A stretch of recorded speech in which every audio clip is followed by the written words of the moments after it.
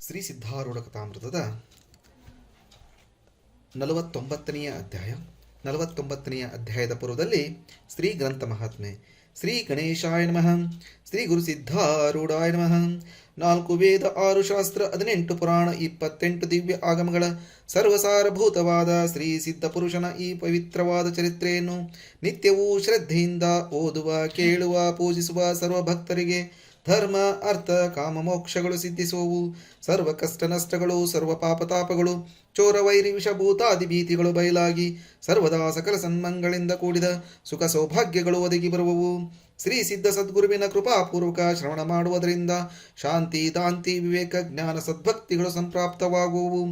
ಈ ಗ್ರಂಥವನ್ನು ತನ್ನ ಇಷ್ಟ ದೇವತಾ ಮಂತ್ರದೊಡನೆ ಗಂಧ, ಅಕ್ಷತಾ, ಧೂಪ, ದೀಪ, ನೈವೇದ್ಯಗಳಿಂದ ಪೂಜಿಸಿ ಪ್ರತಿ ಅಧ್ಯಾಯದ ಪ್ರಾರಂಭದಲ್ಲಿ ಗ್ರಂಥ ಮಹಿಮೆಯನ್ನು ಪಠಿಸಿ ಸ್ಮರಿಸಿ ನಂತರ ಪಾರಾಯಣ ಮಾಡಿ ಮಂಗಳ, ವಿಭೂತಿ, ಪ್ರಸಾದಗಳನ್ನು ಭಕ್ತಿಯಿಂದ ಸ್ವೀಕರಿಸುವುದು ಶಿಷ್ಟರ ಸಂಪ್ರದಾಯವಾಗಿದೆ. ಇತಿ ಗ್ರಂಥ ಮಹಾತ್ಮೆ ಸಮಾಪ್ತಿ. ಓಂ ತತ್ಸತ್. ಕಾಮನಾತ್ಮನ ತಂದು ತಾನ ಜ್ಞಾನ ಗೃಹದಳು ಬಂಧಿಸಿ ಸಮಯದೊಳು ಭ್ರಮೆಗೊಂಡನಾತನ ಕಾಣದೆ ಬಹುಶೋಧಿಸಿ ವಿಷಯ ವಿಷವನು ನಾರಿಯಾದರದಿಂದ ಸದ್ಗುರುವಿಗಿತ್ತಳು ವಿಷದ ಬಾಧೆಗಳಳಿದು ಸಿದ್ಧನು ಬದುಕಿದಾಕೆಯ ಸತ್ತಳು ಬದುಕಿದಾಕೆಯ ಸತ್ತಳು ಬದುಕಿದಾಕೆಯ ಸತ್ತಳು. ಶ್ರೀ ಸಿದ್ಧಾರೂಢ ಸದ್ಗುರುರಾಯನೇ, ಕೃಪಾಳುವಾದ ನೀನು ಭಕ್ತರ ಸಲುವಾಗಿ ಹುಬ್ಬಳ್ಳಿಯಲ್ಲಿ ಇದ್ದು ಮಾಡಿದಂಥ ಅದ್ಭುತ ಕೀರ್ತಿಯು ಜಗತ್ತಿನಲ್ಲೆಲ್ಲ ಜನರೊಳಗೆ ಪಸರಿಸಿತು. ನಿನ್ನ ಈ ಪುಣ್ಯ ಕೀರ್ತಿಯನ್ನು ಮುಖದಿಂದ ಗಾನ ಮಾಡುತ್ತಿರುವಾಗ ತತ್ಕಾಲ ಮನಸ್ಸು ತಣ್ಣಗಾಗಿ ಹೃದಯದಲ್ಲಿ ಶಾಂತತೆಯು ತುಂಬಿ ಚಿತ್ತಕ್ಕೆ ನಿರ್ಮಲತೆಯು ಪ್ರಾಪ್ತವಾಗುವುದು. ಅನೇಕ ಜನ್ಮಗಳ ಕರ್ಮ ಸಂಚಿತದಿಂದ ಚಿತ್ತವು ಅಶುದ್ಧವಾಗಿತ್ತು. ನಿನ್ನ ಚರಿತ್ರೆಯನ್ನು ಹಾಡುವುದರಿಂದ ಅದೆಲ್ಲ ಕ್ಷಣದಲ್ಲಿ ತೊಳೆಯಲ್ಪಡುವುದು. ಚರಿತ್ರೆ ಕಥನವು ಪರಮ ಪಾವನವಾಗಿದ್ದು ಭಾವಿಕ ಜನರಿಗೆ ಇದೊಂದು ನಿಧಿಯಾಗಿರುವುದು. ಶ್ರವಣ ಮಾತ್ರದಿಂದ ಹೃದಯದಲ್ಲಿ ಆನಂದವು ತುಂಬಿ ಮನಸ್ಸು ಉನ್ಮನಾವಸ್ಥೆಯನ್ನು ಹೊಂದುತ್ತದೆ. ಆ ಉನ್ಮನಿ ಅವಸ್ಥೆಯಲ್ಲಿ ಗುರುರೂಪವು ಹೃದಯದಲ್ಲಿ ಪ್ರಕಟವಾಗುತ್ತದೆ. ಆ ಸದ್ಗುರುವೇ ಜ್ಞಾನವನ್ನು ಕೊಡುತ್ತಿರುವಾಗ ವೇದಾಂತವು ಯಾತಕ್ಕೆ ಬೇಕು? ಅಜ್ಞಾನ ಬಾಲಕರಿಗೆ ಪ್ರಯಾಸವಿಲ್ಲದೆ ಕೃಪಾಳುವಾದ ತಾಯಿಯು ತೃಪ್ತಿ ಮಾಡುತ್ತಾಳೆ. ಆದರೆ ಜ್ಞಾನವಿದ್ದವರು ಹೊಟ್ಟೆ ದಶೆಯಿಂದ ದುಡಿಯಬೇಕು. ತಾಯಿಯು ಅದರ ಕಡೆಗೆ ನೋಡುವುದೇ ಇಲ್ಲ. ಹಾಗೆ ಬೋಳೆ ಭಾವಿಕ ಜನರು ಸದ್ಗುರು ಪಾದಗಳಿಗೆ ತೆಕ್ಕೆ ಹಾಕುವರು. ಇಂಥವರಿಗೆ ಆತನು ಜ್ಞಾನದಾಯಕನಾಗಿ ಬ್ರಹ್ಮಸುಖವನ್ನು ಉಂಟು ಮಾಡುವನು. ಯಾರು ತಾವು ಜ್ಞಾನವಂತರೆಂದು ತಿಳಿದುಕೊಳ್ಳುವರೋ ಅವರನ್ನು ಅಭಿಮಾನವು ನುಂಗಿಬಿಡುವುದು. ಯಾರಿಗೆ ಜ್ಞಾನಾಭಿಮಾನದಿಂದ ಚರಿತ್ರೆ ಶ್ರವಣವು ಸೇರುವುದಿಲ್ಲವೋ ಅವರು ನಿಶ್ಚಯವಾಗಿ ಪತನರಾಗುವರು. ಅಭಿಮಾನದಿಂದ ಅನೇಕರು ನುಂಗಲ್ಪಡುವರು. ಅವರ ಲಕ್ಷಣಗಳು ಇವೆ. ಯಾವುವೆಂದರೆ ಸದ್ಗುರುವು ಅಜ್ಞಾನಿ ಮತ್ತು ತಾವು ಜ್ಞಾನಿಗಳೆಂದು ತಿಳಿಯುವರು. ತಾವು ಆತನಿಗೆ ಮಾನ ಕೊಡಲಿಕ್ಕಿಲ್ಲ. ಇತರರು ಕೊಟ್ಟರೆ ಅವರಿಗೆ ಸಹನವಾಗುವುದಿಲ್ಲ. ಇವರಿಗಿಂತ ಹೆಚ್ಚಿನ ಕುಮತಿಗಳೇ ಇಲ್ಲ. ಇಂಥವರು ಶಾಶ್ವತರವರವರ ನರಕವನ್ನು ಭೋಗಿಸುವರು. ಈ ದುಷ್ಟರ ಗುಣಗಳನ್ನು ಉಚ್ಚರಿಸುವುದರಿಂದ ನಮ್ಮಲ್ಲಿ ಪಾಪವು ಬರುವುದು. ಆದ್ದರಿಂದ ಸಿದ್ದರಾಮನನ್ನು ಉಚ್ಚರಿಸಿ ಪಾಪಮುಕ್ತರಾಗತಕ್ಕದ್ದು ಇರಲಿ. ಈಗ ಚರಿತ್ರ ಕಥನವನ್ನೇ ಕೇಳಲಿಕ್ಕೆ ಶ್ರೋತಾಜನರಿಸುವರು. ಸಿದ್ಧಾಶ್ರಮದಲ್ಲಿ ದಯಾಗಣನಾದ ಸಿದ್ಧಾರೂಢರು ವಿರಾಜಮಾನರಾಗಿರುವಾಗ ಅನೇಕ ಪ್ರೇಮರ ಭಕ್ತ ಜನರು ಇವರನ್ನು ಪಲ್ಲಕ್ಕಿಯೊಳಗೆ ಕೂಟಿಸಿ ಹುಬ್ಬಳ್ಳಿ ನಗರದಲ್ಲೆಲ್ಲ ಉತ್ಸವದಿಂದ ಮೆರೆಯಿಸುವ ಸಮಯದಲ್ಲಿ ಇದನ್ನು ನೋಡಿ ದುರ್ಮನಸ್ಕರಾದವರಿಗೆ ಬಹಳ ತಳಮಳವಾಗುತ್ತಿತ್ತು. ಉಪ್ಪಿನ ಬಸಪ್ಪನೆಂಬ ಲಿಂಗಾಯತನು ಹುಬ್ಬಳ್ಳಿಯಲ್ಲಿರುವನು. ಆತನಿಗೆ ಸಿದ್ಧಾರೂಢರ ಮೇಲೆ ಬಹಳ ಭಕ್ತಿ ಇದ್ದು ನಿತ್ಯದಲ್ಲಿ ದರ್ಶನಕ್ಕೋಸ್ಕರ ಬರುವರು. ಆತನ ಮನೆಯ ಸಮೀಪ ಪ್ರಸಿದ್ಧವಾದ ರುದ್ರಾಕ್ಷಿ ಮಠವೆಂಬುದಿರುವುದು. ಹೀಗಿರುತ್ತಾ ಸದ್ಗುರುಗಳನ್ನು ಆ ಮಠದಲ್ಲಿ ಕರೆದುಕೊಂಡು ಬಂದು ಪೂಜಿಸಬೇಕೆಂಬ ಉತ್ಕಟ ಇಚ್ಛಾ ಆತನಿಗೆ ಉತ್ಪನ್ನವಾಯಿತು. ಶಿವರಾತ್ರಿಯ ಪುಣ್ಯ ದಿವಸದಲ್ಲಿ ಪ್ರತಿ ವರ್ಷ ಈ ಮಠದಲ್ಲಿ ಉತ್ಸವದಿಂದ ಸದ್ಗುರುಗಳನ್ನು ಕರೆದುಕೊಂಡು ಹೋಗಿ ಬಸಪ್ಪನು ಬಹು ಆದರದಿಂದ ಪೂಜಿಸುವುದು. ಎಷ್ಟೋ ವರ್ಷಗಳು ಹೀಗೆಯೇ ನಡೆಯುತ್ತಿರುವಾಗ ಕೆಲವು ಜನ ಲಿಂಗಾಯತರಿಗೆ ಮತ್ಸರ ಬುದ್ಧಿ ಹುಟ್ಟಿ ಈ ಸಿದ್ಧನಿಗೆ ಲಿಂಗವಿಲ್ಲದಿದ್ದು ಈತನು ಮಠದೊಳಗೆ ಬಂದು ಮಠವನ್ನು ಭ್ರಷ್ಟ ಮಾಡುತ್ತಾನೆ ಎಂದು ಅಂದುಕೊಂಡು ಇತರ ಜನರಿಗೆ ಹೋಗಿ ಹೇಳುತ್ತಾರೆ. ನೋಡಿರಿ, ರುದ್ರಾಕ್ಷಿ ಮಠದಲ್ಲಿ ಸಿದ್ಧನು ಬಂದನೆಂದರೆ ನಮ್ಮ ಧರ್ಮಕ್ಕೆ ಕೊರತೆ ಬರುವುದು. ಆದ್ದರಿಂದ ಆತನು ಬಾರದಂತೆ ಪ್ರತಿಬಂಧಕ ಮಾಡತಕ್ಕದ್ದು. ಒಂದು ವರ್ಷ ಶಿವರಾತ್ರಿ ಉತ್ಸವ ಸಮೀಪ ಬಂದಾಗ ಸಿದ್ಧಾರೂಢರನ್ನು ರುದ್ರಾಕ್ಷಿ ಮಠದಲ್ಲಿ ಕರೆತಂದು ಪೂಜಿಸುವುದಕ್ಕೆ ಬಸಪ್ಪನು ಸಿದ್ಧ ಮಾಡುತ್ತಿದ್ದನು. ಆಗ ದುರ್ಜನರು ಬಂದು ಬಸಪ್ಪನನ್ನು ಕುರಿತು, ನಾವು ಪೂಜಾ ಮಾಡಿಕೊಡುವುದಿಲ್ಲ, ಆ ಭವಿಯನ್ನು ಇಲ್ಲಿಗೆ ಕರೆದುಕೊಂಡು ಬಂದಿ ಅಂದರೆ ಆತನಿಗೆ ಇಲ್ಲಿಂದ ಜೀವಂತವಾಗಿ ಹೋಗಿ ಕೊಡುವುದಿಲ್ಲ ಎಂದು ಹೇಳಿದರು. ಇದನ್ನು ಕೇಳಿ ಬಸಪ್ಪನಿಗೆ ಬಹಳ ದುಃಖವಾಯಿತು. ಆತನು ಸಿದ್ಧಾರೂಢರ ಕಡೆಗೆ ಬಂದು ದುರ್ಜನರ ಈ ಹೇತುವನ್ನು ನಿವೇದಿಸಿದಾಗ ಶ್ರೀ ಸಿದ್ಧರು, ಜನರಿಗೆ ದುಃಖವಾಗುವುದಾದರೆ ರುದ್ರಾಕ್ಷಿ ಮಠದಲ್ಲಿ ಪೂಜೆಯನ್ನು ಮಾಡಬೇಡ ಅಂದರು. ಅಷ್ಟರಲ್ಲಿ ಸರಕಾರಿ ಅಧಿಕಾರಿಯು ಬಂದು, ಸ್ವಾಮಿಯವರಿಗೆ ರುದ್ರಾಕ್ಷಿ ಮಠದಲ್ಲಿ ಪ್ರತಿ ವರ್ಷ ಪೂಜೆ ಮಾಡುವಂತೆ ಮಾಡುವಿ, ಅಡ್ಡಿ ಮಾಡುವವರಿಗೆ ನಾವು ನಿವಾರಿಸುವೆವು ಎಂದು ಹೇಳಿದ್ದು ಕೇಳಿ ಬಸಪ್ಪನಿಗೆ ಬಹಳ ಆನಂದವಾಯಿತು. ಆಗ ಆ ಅಧಿಕಾರಿಯು ಲಷ್ಕರ ತಗೊಂಡು ಬಂದನು ಮತ್ತು ಉತ್ಸವವು ಬಹು ಸಂಭ್ರಮದಿಂದ ರುದ್ರಾಕ್ಷಿ ಮಠಕ್ಕೆ ಮುಟ್ಟಿತು. ಸಶಸ್ತ್ರ ಸಿಪಾಯಿಗಳನ್ನು ನೋಡಿ ದುರ್ಜನರೆಲ್ಲ ಅಲ್ಲಿಂದಲೇ ಅಡಗಿದರು. ಸಿದ್ಧಾರೂಢರನ್ನು ಬಹು ವೈಭವದಿಂದ ಪೂಜಿಸಿ ಬಸಪ್ಪನು ಉತ್ಸವದಿಂದ ಮಠಕ್ಕೆ ಮುಟ್ಟಿಸಿದರು. ತಮ್ಮ ಪ್ರಯತ್ನಗಳೆಲ್ಲ ನಿಷ್ಫಲವಾದುವೆಂದು ಆ ದುರ್ಜನರು ಬಹಳ ತಳಮಳಿಸುತ್ತಾ ಅವರೆಲ್ಲರೂ ಕವದಿ ಮಠದಲ್ಲಿ ಒಟ್ಟುಗೂಡಿ ವಿಶೇಷ ವಿಚಾರವನ್ನು ಮಾಡಲಾರಂಭಿಸಿದರು. ಒಬ್ಬನೆನ್ನುತ್ತಾನೆ, ಆ ಭವಿಯನ್ನು ಬಿಡಬಾರದು, ಹಿಡಿದುಕೊಂಡು ಬಂದು ಕೊಂದೇ ಬಿಡಬೇಕು. ಇವನನ್ನು ಜೀವದಿಂದ ಇರಗೊಟ್ಟರೆ ನಮ್ಮ ಲಿಂಗಾಯತ ಧರ್ಮವನ್ನು ಈತನು ಸಂಪೂರ್ಣವಾಗಿ ನಾಶ ಮಾಡುವನು. ಕೆಲವು ಮೂಢಲಿಂಗಾಯತರನ್ನು ಮತಿಗೆಡಿಸಿ ಇವನು ಧರ್ಮ ನಾಶ ಮಾಡುತ್ತಾನೆ. ಇದನ್ನು ನೋಡಿ ನೋಡಿ ಸುಮ್ಮನಿದ್ದರೆ ಬಸವಣ್ಣನು ನಮ್ಮ ಮೇಲೆ ಕ್ಷೋಭೆಗೊಳ್ಳುವನು.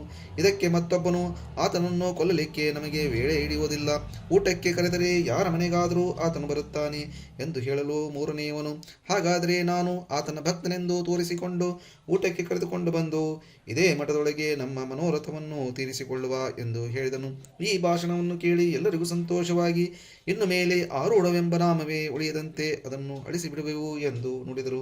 ಒಂದು ದಿನ ಸಂಜೆ ಹೊತ್ತಿಗೆ ಒಬ್ಬ ಲಿಂಗಾಯತನು ಸ್ವಾಮಿಯವರು ಬಳಿಗೆ ಬಂದು ಸದ್ಭಾವದಿಂದ ನಮಸ್ಕರಿಸಿ ಮಧುರವಾಣಿಯಿಂದ ಅನ್ನುತ್ತಾನೆ, ಹೇ ಮಹಾಪ್ರಭೋ ಸದ್ಗುರುರಾಯರೇ, ನಿಮ್ಮ ಚರಣಕ್ಕೆ ದೈನ್ಯಭಾವದಿಂದ ನಾನು ಪ್ರಾರ್ಥಿಸುವುದೇನೆಂದರೆ ದೀನನಾದ ನನ್ನ ಮೇಲೆ ಕೃಪೆ ಮಾಡಿ ನಮ್ಮ ಗೃಹಕ್ಕೆ ಭೋಜನಕ್ಕೆ ಬರಬೇಕು. ಇದನ್ನು ಕೇಳಿ ಸದ್ಗುರುಗಳು, ನಾನು ರಾತ್ರಿಯಲ್ಲಿ ಎಂದೂ ಉಣ್ಣುವುದಿಲ್ಲ, ಬೇಕಾದರೆ ನಾಳೆ ಪ್ರಾತಃ ಕಾಲಕ್ಕೆ ನಿನ್ನಲ್ಲಿಗೆ ಬರುವೆನು ಎಂದು ಅಂದನು. ಆಗ ಆತನು ಸದ್ಗದಿತನಾಗಿ, ನಿಮ್ಮನ್ನು ಇವತ್ತು ಪೂಜಿಸಲಿಕ್ಕೆ ಬೇಕೆಂದು ನಮ್ಮಲ್ಲಿ ಎಲ್ಲರೂ ಆತುರರಾಗಿರುತ್ತಾರೆ. ಪೂಜೆಗೆ ವೇಳೆಗೆ ಹಿಡಿಯಲಿಕ್ಕಿಲ್ಲ. ಏನಾದರೂ ಅಲ್ಪ ಪ್ರಸಾದವನ್ನು ತೆಗೆದುಕೊಂಡು ನೀವು ಶೀಘ್ರವಾಗಿ ಮಠಕ್ಕೆ ತಿರುಗಿ ಬರಬಹುದು. ಇವತ್ತು ನೀವು ಬಾರದಿರಲು ನಮ್ಮಲ್ಲಿ ಯಾರೊಬ್ಬರೂ ಊಟ ಮಾಡಲಾರರು. ದೀನನ ಮೇಲೆ ಕೃಪೆ ಮಾಡಬೇಕು ಎಂದು ಆಡಿದ ಕರುಣಾವಚನವನ್ನು ಕೇಳಿ ಆ ಭೋಳೆನಾಥನು ಆ ಮನುಷ್ಯನ ಅಭಿಪ್ರಾಯವನ್ನು ವಿಚಾರಿಸದೆ ತತ್ಕಾಲವೇ ಹೊರಟರು. ಮಠದೊಳಗಿದ್ದ ಇತರ ಶಿಷ್ಯರಿಗೆ ಆತನು ಊಟಕ್ಕೆ ಕರೆಯದೆ ಸಿದ್ಧಾರೂಢರನ್ನು ಮಾತ್ರ ಕವಡಿ ಮಠಕ್ಕೆ ಕರೆದುಕೊಂಡು ಹೋದನು. ಒಂದು ಕೋಲಿಯೊಳಗೆ ಕೂಡಿಸಿ ಬರುತ್ತೇನೆಂತೆ ಹೇಳಿ ಆತನು ಹೊರಗೆ ಬಂದು ಬಾಗಿಲು ಎಳೆದುಕೊಂಡು ಕೀಲಿ ಹಾಕಿಬಿಟ್ಟನು. ಸಿದ್ಧರು ಒಳಗೆ ಸಿಕ್ಕರೆಂದು ಆ ದುರ್ಜನರಿಗೆ ಬಹಳ ಆನಂದವಾಗಿ ರಾತ್ರಿಯೊಳಗೆ ಈ ಭವಿಗೆ ಯಮಪುರಿಗೆ ಕಳಿಸೋಣ ಎಂದು ಅಂದು ಮಧ್ಯರಾತ್ರಿಯಾಗುವ ತಾರೀಖು ನೋಡಿ ಸ್ವಸ್ಥ ಹೊರಗೆ ಕುಳಿತರು. ಕೋಲಿಯೊಳಗಿದ್ದ ಸಿದ್ಧನಾಥರು ಜ್ಞಾನ ದೃಷ್ಟಿಯಿಂದ ಸರ್ವರನ್ನು ತಿಳಿದು ಮನಸ್ಸಿನಲ್ಲಿ ವಿಚಾರಿಸುತ್ತಾರೆ, ಈ ಮೂರ್ಖರಿಗೆ ಏನು ಮಾಡಬೇಕಾದೀತು? ಇವರು ಅಜ್ಞಾನಿಗಳಿದ್ದು ತಮ್ಮ ಹಾನಿಯನ್ನು ತಾವು ತಿಳಿಯಲಾರರು. ಆದ್ದರಿಂದ ಇವರಿಗೆ ಮಹಿಮೆಯನ್ನು ತೋರಿಸಿ ಇವರ ಮನಸ್ಸು ಭಕ್ತಿಪಥಕ್ಕೆ ಹಚ್ಚಬೇಕು. ಹೀಗೆ ಮಾಡಿದರೆ ನನ್ನ ಅವತಾರವು ಈ ಕಾಲದಲ್ಲಿ ಸಫಲವಾಗುವುದು. ಹೀಗೆಂದು ಸಿದ್ಧಮುನೀಶ್ವರರು ಆತ್ಮಧ್ಯಾನದಲ್ಲಿ ಮಗ್ನರಾಗಿ ಶಾಂತ ಸ್ಥಿತಿಯಲ್ಲಿ ಕುಳಿತುಬಿಟ್ಟರು. ಇತ್ತ ಮಠದಲ್ಲಿದ್ದ ಶಿಷ್ಯ ಜನರಿಗೆ ಮನಸ್ಸಿನಲ್ಲಿ ಬಹಳ ಚಿಂತೆಯೂ ಉಂಟಾಯಿತು. ಸದ್ಗುರುಗಳು ದಾರಿ ನೋಡುತ್ತಾ ಬಹಳ ಹೊತ್ತಾಯಿತು, ಆದರೂ ಬರಲಿಲ್ಲವೆಂದು ಚಿಂತಾಕ್ರಾಂತರಾಗಿ ಅವರನ್ನು ಶೋಧಿಸಲಿಕ್ಕೆ ಊರೊಳಗೆ ಹೋಗುವಂತರಾದರು. ದಾರಿಯಲ್ಲಿ ಜನರಿಗೆ ಕೇಳುತ್ತಾರೆ, ನೀವೇನಾದರೂ ಶ್ರೀ ಸಿದ್ಧಾರೂಢರನ್ನು ನೋಡಿದ್ದೀರೇನಪ್ಪ? ಅದಕ್ಕೆ ಅವರು, ನಾವು ನೋಡೇ ಇಲ್ಲ ಅಂದಾಕ್ಷಣ ಶಿಷ್ಯರು ಬಹಳ ತಳಮಳಿಸಲ್ಪಡುತ್ತಾ, ಏ ಸದ್ಗುರುರಾಯನೇ, ನಿನಗೆ ಎಲ್ಲೆಂತ ಹುಡುಕೋಣ? ನೀವು ನಿನ್ನನ್ನು ಕುರಿತು ಮಾಡಿದ ಶೋಧನೆಯೂ ವ್ಯರ್ಥವಾಗುವುದಲ್ಲ. ಬೇಗನೆ ಬಂದು ನಮಗೆ ಭೇಟಿಯಾಗಪ್ಪ. ಅನೇಕ ಗುರುಗಳಲ್ಲಿ ನಿನ್ನನ್ನು ಹುಡುಕಿದೆವು, ಆದರೆ ಅಲ್ಲಿ ನಿನ್ನ ವಾರ್ತೆಯೇ ಇಲ್ಲ. ಗಿರಿವನ ಪ್ರವಾಹಗಳಲ್ಲಿಯೂ ನಿನ್ನನ್ನು ಹುಡುಕಿದೆವು, ಆದರೆ ಎಲ್ಲಿಯೂ ನೀನು ಸಿಗಲಿಲ್ಲ. ನೀನು ಕೃಪಾ ಮಾಡಿದೆಂದರೆ ನಿಶ್ಚಯವಾಗಿ ನೀನಿರುವ ಸ್ಥಾನವು ನಮಗೆ ತಿಳಿಯುವುದು. ಹೊರಗೆಲ್ಲ ಕಡೆಗಳೆಲ್ಲ ಹುಡುಕಿ ಹುಡುಕಿ ನಾವು ಬಹಳ ಶ್ರಮಪಟ್ಟೆವು. ಯಾರ ಮನೆಯಲ್ಲಿ ನೀನು ಇರುವೆಯೋ ತಿಳಿಯದು. ಕೃಪಾಳುವಾದ ಸದ್ಗುರುನಾಥನೇ, ಅನಾಥರಾದ ನಮಗೆ ಶೀಘ್ರ ಪ್ರಾಪ್ತನಾಗು. ನಿನ್ನ ದೀನ ಭಕ್ತರಾದ ನಮಗೆ ಭೇಟಿ ಕೊಡು. ಈ ಪ್ರಕಾರ ಅನ್ನುತ್ತಾ ನಗರವೆಲ್ಲ ತಿರುಗಿ ಬಹು ಶ್ರಮಪಟ್ಟು ಕಡೆಗೆ ಒಂದು ಬಾವಿಯ ಕಟ್ಟೆ ಮೇಲೆ ಎಲ್ಲರೂ ಕುಳಿತುಕೊಂಡು ಸದ್ಗುರು ಪ್ರಾರ್ಥನೆ ಮಾಡಲಾರಂಭಿಸಿದರು. ಕಂಠ ಗದ್ಗದಿತವಾಗಿ ಕಣ್ಣೊಳಗಿಂದ ದುಃಖ ಶ್ರುತಿಗಳನ್ನು ಸುರಿಸುತ್ತಾ ಸದ್ಗುರುಗಳ ಅನೇಕ ಗುಣಗಳನ್ನು ನೆನೆಸುತ್ತಾ ಅಂಧಕಾರದೊಳಗೆ ಕುಳಿತಿರುವರು ಅಕಸ್ಮಾತಾಗಿ ಮುಂದೆ ಬಂದು ಪ್ರಕಾಶವನ್ನು ಕಂಡರು. ಆ ಪ್ರಕಾಶ ಮಧ್ಯದಲ್ಲಿ ಸದ್ಗುರು ಮೂರ್ತಿಯನ್ನು ನೋಡಿ ತಕ್ಷಣವೇ ಎದ್ದು ಆತನನ್ನು ಭರದಿಂದ ಆಲಂಗಿಸಿಕೊಂತರಾದರು. ಅನಂತರ ಆ ಸದ್ಗುರುವಿನ ಎರಡೂ ಕೈ ಹಿಡಿದು ಅತ್ಯಾನಂದದಿಂದ ಮಠಕ್ಕೆ ಕರೆದುಕೊಂಡು ಹೋಗಿ ವಿಚಾರಿಸುತ್ತಾರೆ, ಇದೇನು ಕೆಲಸ ಮಾಡಿದೆಯಪ್ಪ ಗುರುವೇ? ಅದಕ್ಕೆ ಇದ್ದಾರರು, ಆ ಮನುಷ್ಯನು ನನ್ನನ್ನು ಕರೆದುಕೊಂಡು ಹೋಗಿ ಒಂದು ಕೋಣೆಯೊಳಗೆ ಕೂಡಿಸಿ ಬಾಗಿಲು ಹಾಕಿಬಿಟ್ಟನು. ನಾನು ಅಲ್ಲೇ ಧ್ಯಾನಸ್ಥನಾಗಿ ಕುಳಿತಿದ್ದೆ. ಹೀಗೆ ಕುಳಿತಿರುವಾಗ ನಿಮ್ಮ ಆರ್ತಧ್ವನಿಯು ಅಕಸ್ಮಾತಾಗಿ ನನ್ನ ಕಿವಿಯೊಳಗೆ ಬಿತ್ತು. ಕೂಡಲೇ ಗಡಬಡಿಸಿ ಎದ್ದು ನಿಮ್ಮೊಳ ಬಳಿಗೆ ಬಂದೆ ಎಂದು ಅಂದದ್ದು ಕೇಳಿ ಶಿಷ್ಯ ಜನರು, ನಮ್ಮ ಈ ನಿಧಿಯನ್ನು ಈ ದುರ್ಜನರು ಏನು ಮಾಡುತ್ತಿದ್ದರು? ನಮ್ಮ ದೈವ ಬಲದಿಂದ ತಿರುಗಿ ನಮ್ಮ ಕೈ ಸೇರಿತು ಎಂದು ಹೇಳಿದರು. ಇತ್ತ ಕವಡಿ ಮಠದಲ್ಲಿ ಆ ದುರ್ಜನರು ಮಧ್ಯರಾತ್ರಿ ವೇಳೆ ನಿರೀಕ್ಷಿಸುತ್ತಾ ಕುಳಿತಿದ್ದರು. ದ್ವೇಷ ಬುದ್ಧಿಯ ಮೂಲಕ ಅವರ ಮನದಲ್ಲಿ ಧ್ಯಾನದಲ್ಲಿ ಸದ್ಗುರುನಾಥನೇ ತುಂಬಿದ್ದನು. ಊರೊಳಗೆ ನಿಶಬ್ದ ಆಯಿತೆಂದರೆ ಮೆಲ್ಲಗೆ ಕೋಲಿಯೊಳಗೆ ಹೋಗಿ ಆತನ ಬಾಯಿಯೊಳಗೆ ಅರಿವೆ ತುಂಬಿ ಆಮೇಲೆ ಅವನಿಗೆ ಪೂಜಿಸೋಣ ಎಂದು ತಮ್ಮೊಳಗೆ ಅನ್ನುತ್ತಿದ್ದರು. ಮಧ್ಯರಾತ್ರಿಯಾಗುತ್ತಾ ಬಂತು. ನಗರವಾಸಿಗಳ ಗಲಿಬಿಲಿಯು ಮೆಲ್ಲಗೆ ಶಾಂತವಾಗುತ್ತಾ ಕಡೆಗೆ ಸರ್ವತ್ರ ಪೂರ್ಣ ನಿಶ್ಶಬ್ದವಾಯಿತು. ಆಗ ದುರ್ಜನರು ಮೆಲ್ಲಗೆ ಬಂದು ಕೋಲಿಯ ಬಾಗಿಲು ತೆರೆದು ದೀಪ ಹಿಡಿದು ನೋಡುವಾಗ ಅಲ್ಲಿ ಸಿದ್ಧರು ಕಾಣಿಸಲಿಲ್ಲ. ಪ್ರತಿಯೊಬ್ಬರೂ ಕೈಯಲ್ಲಿ ಒಂದು ಬಡಿಗೆ ಹಿಡಿದುಕೊಂಡು ಅಲ್ಲಿ ಇಲ್ಲಿ ಹುಡುಕಲಿಕ್ಕೆ ಆರಂಭಿಸಿದರು. ಒಬ್ಬನು ಇಲ್ಲಿ ಇದ್ದಾನೆ ಎಂದು ಒಂದು ಮೂಲೆಗೆ ಓಡುತ್ತಾನೆ. ಎಲ್ಲರಿಗೂ ಸಿದ್ಧ ಧ್ಯಾನ ತತ್ತಿ ದೇವಭಾವಗಳನ್ನು ಮರೆತರು. ಅಲ್ಲಲ್ಲಿ ಸಿದ್ಧ ರೂಪದಂತೆ ಅವರಿಗೆ ಭಾವಿಸುತ್ತಿತ್ತು. ಆಗ ಒಬ್ಬನನ್ನು ನೋಡಿ ಮತ್ತೊಬ್ಬನು ಅನ್ನುತ್ತಾನೆ, ನೋಡು ಸಿದ್ಧನು ಇವನೇ ನೋಡು. ಈಗಂದ ಕ್ಷಣ ಮತ್ತೊಬ್ಬನು ಬಡಿಗೆಯಿಂದ ಅವನನ್ನು ಹೊಡೆದನು. ಹೀಗೆಯೇ ಸಿದ್ಧ ಎಂದು ಒಬ್ಬರನ್ನೊಬ್ಬರು ಹೊಡೆಯಲಾರಂಭಿಸಿದರು. ಒಬ್ಬನಿಗೆ ವಿಶೇಷ ಹೊಡೆತ ಬಿದ್ದು ಅವನು ದುಃಖದಿಂದ ಶಂಖಧ್ವನಿ ಮಾಡಲಾರಂಭಿಸಿದನು. ಇದನ್ನು ಕೇಳಿ ನೆರೆಮನೆಯ ಜನರು ಗಾಬರಿಯಿಂದ ಎದ್ದು ಓಡಿ ಬಂದು ನೋಡುವಾಗ 6 ಮಂದಿ ಒಬ್ಬರಿಗೊಬ್ಬರು ಹೊಡೆಯುತ್ತಾ ಸಿದ್ಧ ಅನ್ನುತ್ತಾ ಆವೇಶದಿಂದ ಹುಚ್ಚು ಹಿಡಿದರಂತೆ ಅತ್ತಿತ್ತ ಓಡಾಡುತ್ತಿದ್ದರು. ಆಗ ಈ ಜನರೆಲ್ಲ ಕೂಡಿ ಆ 6 ಮಂದಿಯನ್ನು ಹಿಡಿದು ಹೊರಗೆ ತಂದು, ನೋಡಿ ನಗುತ್ತಾ ನೀವು ಸಿದ್ಧ ಅನ್ನುತ್ತೀರಿ, ಆತನು ಸಿದ್ಧಾಶ್ರಮದಲ್ಲಿರುತ್ತಾನೆ, ನಿಮ್ಮ ಹುಚ್ಚು ಬಿಡಿಸಲಿಕ್ಕೆ ನಿಮ್ಮನ್ನು ಅಲ್ಲಿಗೆ ಹಿಡಿಕೊಂಡು ಹೋಗೆವು ಎಂದು ಜನರ ಭಾಷಣವನ್ನು ಕೇಳಿ ಆ 6 ಮಂದಿಯೂ ಶರೀರದ ಮೇಲೆ ಸ್ವಲ್ಪ ಎಚ್ಚರಿಕೆ ಬಂದವರಾಗಿ ಜನರನ್ನು ನೋಡಿ ನಾಚಿಕೆಪಟ್ಟು ಓಡಿ ಹೋದರು. ಅನಂತರ ಅಲ್ಲಿ ಬಂದ ಜನರೆಲ್ಲ ತಮ್ಮ ಸ್ಥಾನಗಳಿಗೆ ಹೋದರು. ಆ ದಿವಸದಿಂದ ಈ 6 ಮಂದಿ ಸಿದ್ಧರ ಮೇಲೆ ಭಕ್ತಿಯುಳ್ಳವರಾಗಿ ಸದ್ಗುರುಗಳ ಬಳಿಗೆ ಬಂದು ಅಂದಿನ ರಾತ್ರಿಯಲ್ಲಿ ನಡೆದ ವರ್ತಮಾನವನ್ನೆಲ್ಲ ನಿವೇದಿಸಿದರು. ಸಿದ್ಧರಾಜರಿಗೆ ಘಾತ ಮಾಡುವ ಉದ್ದೇಶದಿಂದ ಯಾವ ಆತನು ಈ 6 ಜನರಿಗೆ ಪ್ರೇರಿಸಿದ್ದನೋ ಆತನು ತನ್ನ ನಾನಾ ಉಪಾಯಗಳು ನಿಷ್ಫಲವಾದದ್ದು ನೋಡಿ ಏನು ಮಾಡಿದನೆಂದರೆ, ಒಬ್ಬಾಕೆ ದರಿದ್ರ ಸ್ತ್ರೀಗೆ ಬರೆದು ಅವಳ ಕೈಯಲ್ಲಿ ಸ್ವಲ್ಪ ಹಣ ಕೊಟ್ಟು, ನೀನು ಸಣ್ಣದೊಂದು ಕೆಲಸ ಮಾಡಿಕೊಡಬೇಕು, ಉತ್ತಮ ಪಕ್ವಾನ್ನಗಳನ್ನು ತಯಾರಿಸಿ ಅದರೊಳಗೆ ತೀಕ್ಷ್ಣ ವಿಷ ಹಾಕಿ ಸಿದ್ಧನಿಗೆ ಒಯ್ದು ಕೊಡಬೇಕು. ವಿಷ ಎಂತಾದ್ದಿರಬೇಕು ಅಂದರೆ ಅದನ್ನು ತಿಂದ ಕೂಡಲೇ ಅವನು ಸಾಯಬೇಕು. ನಿನ್ನ ಪಕ್ವಾನ್ನ ತಿಂದು ಆತನು ಸತ್ತದಾದರೆ ನಿನಗೆ ಬಹಳ ದ್ರವ್ಯವನ್ನು ಕೊಡುವೆನು ಎಂದು ಹೇಳಿದ್ದು ಕೇಳಿ ಆ ಹೆಂಗಸಿಗೆ ದ್ರವ್ಯ ಲೋಭದಿಂದ ಬಹಳ ಸಂತೋಷವಾಯಿತು. ಆ ದಿವಸದಿಂದ ಆ ಹೆಂಗಸು ಅನುದಿನ ಸಿದ್ಧಾರೂಢರಿಗೆ ಭೇಟಿಯಾಗುತ್ತಿದ್ದು, ಆಮೇಲೆ ಒಂದು ದಿನ ವಿಷ ಹಾಕಿದ ಉತ್ತಮ ಪಕ್ವಾನ್ನವನ್ನು ಸಿದ್ಧ ಮಾಡಿದವಳು ಅದನ್ನು ತೆಗೆದುಕೊಂಡು ಸಿದ್ಧಾರೂಢರ ಬಳಿಗೆ ಬಂದು ಒಳಗೆ ಕೌಟಿಲ್ಯ ತುಂಬಿದವಳಾಗಿ ಹೊರಗೆ ಬಹು ಪ್ರೇಮಳ ಮತ್ತು ಮಧುರ ಭಾಷಣ ಮಾಡುತ್ತಾಳೆ. ಮಹಾರಾಜರೇ, ಈ ಉತ್ತಮ ಪಕ್ವಾನ್ನವನ್ನು ನಿಮ್ಮ ಸಲುವಾಗಿ ನಾನು ಸ್ವಹಸ್ತದಿಂದ ಸಿದ್ಧ ಮಾಡಿ ತಂದಿರುವೆನು. ನೀವು ಈಗಲೇ ಇದನ್ನು ಸೇವಿಸಬೇಕು. ಇಂಥ ಪ್ರೇಮಳ ವಚನವನ್ನು ಕೇಳಿ ಸದ್ಗುರುಗಳು ಅವಳನ್ನು ಕುರಿತು, ನಾನು ಈಗಲೇ ಭೋಜನ ತೀರಿಸಿ ಹೊರಗೆ ಬಂದಿರುವೆನು ಎಂದು ಉತ್ತರ ಕೊಟ್ಟರು. ಆಗ ಆಕೆ ಬಹಳ ಆಗ್ರಹ ಮಾಡಿದ್ದರಿಂದ ಸಿದ್ಧರು ಒಂದೇ ಗ್ರಾಸವನ್ನು ಸ್ವೀಕರಿಸಿ, ಇನ್ನು ಸಾಕು, ನೀನು ಮನೆಗೆ ಹೋಗು ಅಂದರು. ಅದು ವಿಷಾನ್ನವೆಂತ ಸದ್ಗುರುಗಳು ಆಗಲೇ ತಿಳಿದು, ಆ ಸ್ತ್ರೀಯನ್ನು ಕುರಿತು ಯಾವ ಪ್ರಾಣಿಗಾದರೂ ಈ ಅನ್ನವನ್ನು ಕೊಡಬೇಡ, ಇದನ್ನೆಲ್ಲ ಭೂಮಿಯಲ್ಲಿ ಉಗಿದು ಬಿಡು ಎಂದು ಮಾಡಿದ್ದನ್ನು ಕೇಳಿ ಗಾರಿಬರಿಯಾಗಿ ಭಯದಿಂದ ನಿಸ್ತೇಜಳಾಗಿ ಮನೆ ಕಡೆಗೆ ಓಡಿ ಹೋದಳು. ಪುನಃ ಮಠಕ್ಕೆ ಬರಲೇ ಇಲ್ಲ. ಅವಳಿಗೆ ಮಹತ್ತಾದ ಭಯ ಉತ್ಪನ್ನವಾಗಿ ರಾತ್ರಿ ಹಗಲು ಸಿದ್ಧರಾಯನ ರೂಪವೇ ಕಾಣಿಸುತ್ತಿತ್ತು. ಅಂತರ್ಭಾಯದೊಳಗೆ ಎಲ್ಲವೂ ಸಿದ್ಧ ರೂಪವನ್ನೇ ಕಾಣುವಂತವಳಾಗಿ ಬಹಳ ಭಯ ಪಡುತ್ತಿದ್ದಳು. ಏನೇನು ನೋಡುವಳೋ ಅದೆಲ್ಲ ಭಯಂಕರ ರೂಪದ ಸಿದ್ಧನೇ ಎಂಬಂತೆ ಕಾಣಿಸುತ್ತಿದ್ದು, ಜನ, ಗೃಹ, ಸೂರ್ಯ, ಚಂದ್ರ ಮುಂತಾದ್ದೆಲ್ಲ ಸಿದ್ಧ ಗುರುವಿನಂತೆ ಕಾಣಿಸುತ್ತಿದ್ದವು. ಈ ಪ್ರಕಾರ 15 ದಿನ ತನಕ ಅವಳು ಭಯದ್ದೇ ದುಃಖವನ್ನು ಭೋಗಿಸುತ್ತಾ 16ನೇ ದಿವಸ ಸಿದ್ಧ ಅನ್ನುತ್ತಾ ಪ್ರಾಣವನ್ನು ಬಿಟ್ಟಳು. ಅವಳು ಸದ್ಗುರುಗಳಲ್ಲಿಯೇ ಐಕ್ಯರಾದಳು. ಆದರೆ ಬಹು ದುಃಖ ಅನುಭವಿಸಬೇಕಾಯಿತು. ಇತ್ತ ಸರ್ವಜ್ಞರಾದ ಸದ್ಗುರುಗಳು ವಿಷ ತಂದಿದ್ದರಿಂದ ಸುಖವಾಯಿತು ಎಂದು ತಿಳಿದುಕೊಂಡರು. ಮನಸ್ಸಿನಲ್ಲಿ ವಿಚಾರಿಸುತ್ತಾರೆ, ಸತ್ಯವಾಗಿ ದೇಹದಲ್ಲಿ ವಿಷ ಪ್ರಯೋಗವಾಗಿದೆ. ಲೋಕಹಿತವನ್ನು ಸಾಧಿಸುವ ದಿಶೆಯಿಂದ ಅವರು ದುಃಖವನ್ನು ಈಗ ಸಹಿಸಬೇಕು. ವಿಷಯ ಸುಖವು ಜನರಿಗೆ ಈಗ ಬಹು ಸಿಹಿಯಾಗಿ ತೋರುತ್ತದೆ, ಆದರೆ ಮುಂದೆ ಆ ಸಂಬಂಧ ನಾನಾ ಥರದ ದುಃಖವನ್ನು ಅನುಭವಿಸಬೇಕಾಗುವುದು. ಅಂತಹ ದುಃಖವನ್ನು ನಾನು ಈಗ ಸಹಿಸಿದ್ದರಿಂದ ಅವರಿಗೆ ಪರಲೋಕದಲ್ಲಿ ಸುಖವಾಗುವುದು. ಹೇಗೆ ರಾಡಿ ನೀರೊಳಗೆ ಸ್ವಲ್ಪ ಸ್ಫಟಿಕ ಹಾಕಿರುವಾಗ ಪಾತ್ರೆಯ ತಳವು ನೀರೊಳಗಿನ ಮಣ್ಣು ಎಲ್ಲ ತನ್ನಲ್ಲಿ ತೆಗೆದುಕೊಂಡು ಶುದ್ಧ ನೀರನ್ನು ಜನರಹಿತವಾಗಿ ನೀಡುವುದು, ಅದೇ ಪ್ರಕಾರ ವಿಷದ ನಿಮಿತ್ತ ಮಾಡಿಕೊಂಡು ಸಿದ್ಧರ ಜಗದ ದುಃಖವನ್ನೆಲ್ಲ ತನ್ನಲ್ಲಿ ತೆಗೆದುಕೊಂಡು ಜನರನ್ನು ಸುಖದಲ್ಲಿಡುವರು.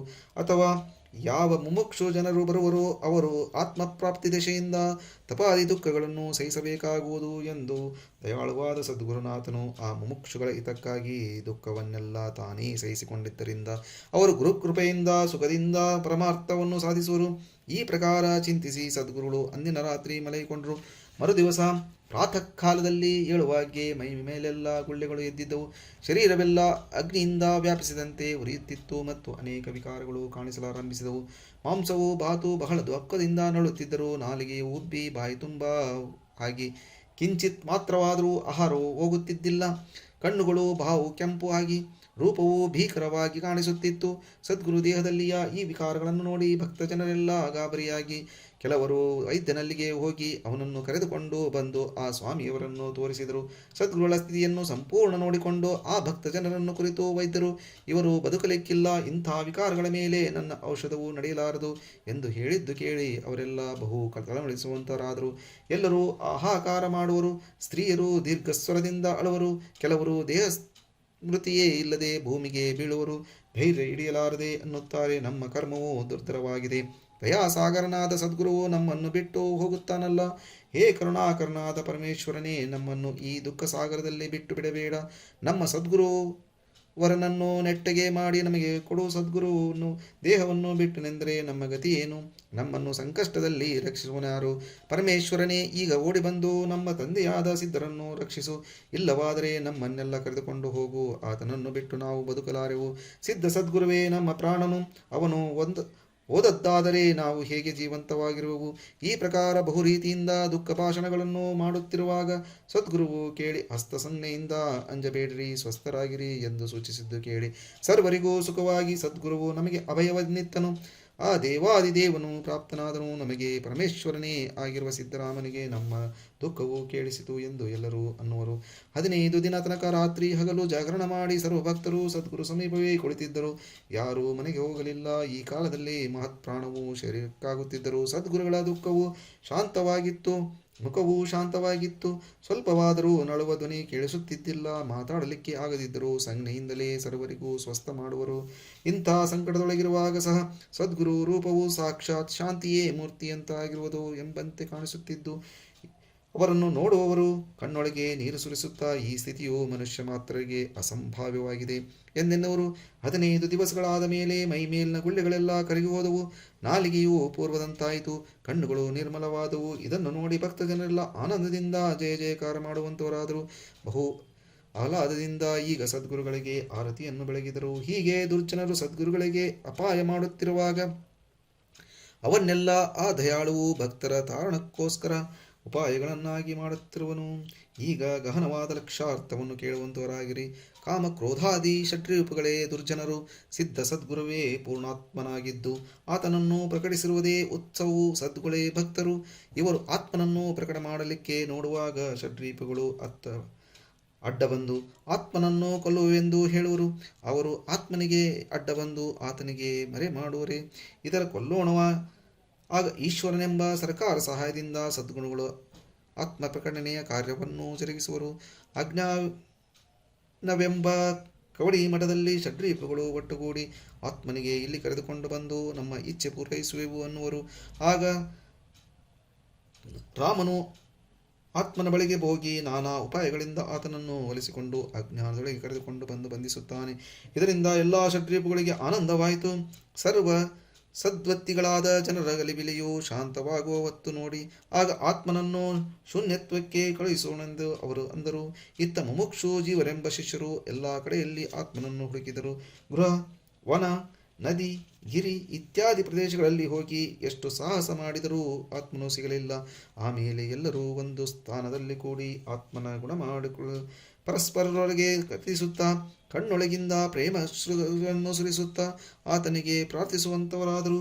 ಕೂಡಲೇ ಆತ್ಮನು ಪ್ರಕಟನಾದನು. ಆಗ ಅವರೆಲ್ಲರೂ ಐಕ್ಯ ಭಾವದಿಂದ ಆತನನ್ನು ಆಲಂಗಿಸಿ ಆತ್ಮನ ಸ್ಥಾನವಾದ ಹೃದಯವೆಂಬ ಮಠಕ್ಕೆ ಕರೆದುಕೊಂಡು ಹೋಗಿ ಸ್ಥಾಪಿಸಿದರು.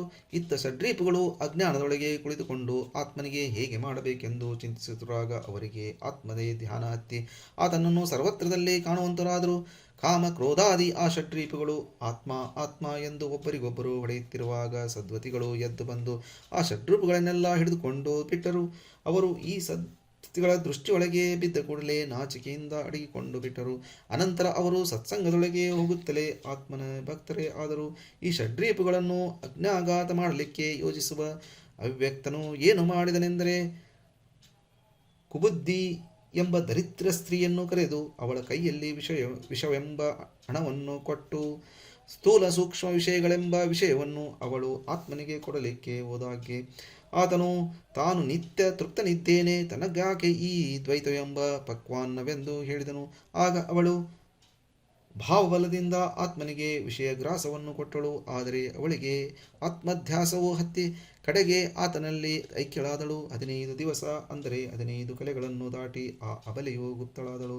ಇತ್ತ ಆತ್ಮನಿಗೆ ವಿಷಯಗ್ರಾಸದ ಮೂಲಕ ಸಂಸಾರ ದುಃಖದ ಜ್ವಾಲೆಗಳು ಎದ್ದವು. ಇಚ್ಛೆಗಳೇ ಮೈಮೇಲಿನ ಗುಳ್ಳೆಗಳು. ವಾಸನೆ ಎಂಬ ಅಗ್ನಿಯು ಶರೀರವನ್ನು ವ್ಯಾಪಿಸಿತು. ಈ ಪ್ರಕಾರ ಆತ್ಮನಿಗೆ ಷಡ್ವಿಕಾರಗಳು ಹತ್ತಿ ದುರ್ಧರವಾದ ದುಃಖ ಉಂಟಾಯಿತು. ನೋಡುವಾಗ ಹೊರಗೆ ದುಃಖ ತೋರುವುದು, ಆದರೆ ಅಂತರಂಗದಲ್ಲಿ ಆತ್ಮನು ಶಾಂತರಾಗಿಯೂ ನಿರ್ವಿಕಾರನಾಗಿಯೂ ಇದ್ದರು. ಸದ್ಗುಳು ಎಂಬ ಭಕ್ತ ಜನರಿಗೆ ಆತ್ಮನ ಸ್ಥಿತಿ ಕಂಡು ದುಃಖವಾದಾಗ ಆತನೇ ಅದನ್ನು ನಿವಾರಿಸಿದನು. ಅವರಿಗೆ ಆತ್ಮನೇ ಅಭಯವನ್ನು ಕೊಟ್ಟನು. 15 ದಿವಸಗಳೆಂದು ದಶೇಂದ್ರಿಯ ಪ್ರಾಣ ಚಕಗಳನ್ನು ದಾಟಿ ಆತ್ಮನು ಪ್ರಕಾಶಮಯವಾಗಿ ಕಾಣಿಸಿಕೊಂಡನು. ಸದ್ಗುರುನಾಥನೇ ಅಭಯದಾತನಿರುವನು. ಆತನ ಪಾದಗಳನ್ನು ಹಿಡಿಯುವುದರಿಂದ ಸಂಸಾರ ದುಃಖ ನಾಶ ಮಾಡಿ ಆತನೇ ಜ್ಞಾನವನ್ನು ಕೊಡುವನು ಎಂಬಲ್ಲಿಗೆ ಶ್ರೀ ಸಿದ್ಧಾರೂಢ ಕಥಾಮೃತದವಳು ಶ್ರವಣ ಮಾತ್ರದಿಂದ ಸರ್ವ ಪಾಪಗಳನ್ನು ಭಸ್ಮ ಮಾಡುವಂಥ ಅತಿ ಮಧುರವಾದ ಈ 49ನೇ ಅಧ್ಯಾಯವನ್ನು ಶಿವದಾಸನು ಶ್ರೀ ಸಿದ್ಧಾರೂಢ ಸದ್ಗುರುಳ ಚರಣಾರವಿಂದಗಳಲ್ಲಿ ಅರ್ಪಿಸಿರುವನು. ಓಂ ತತ್ಸತ್.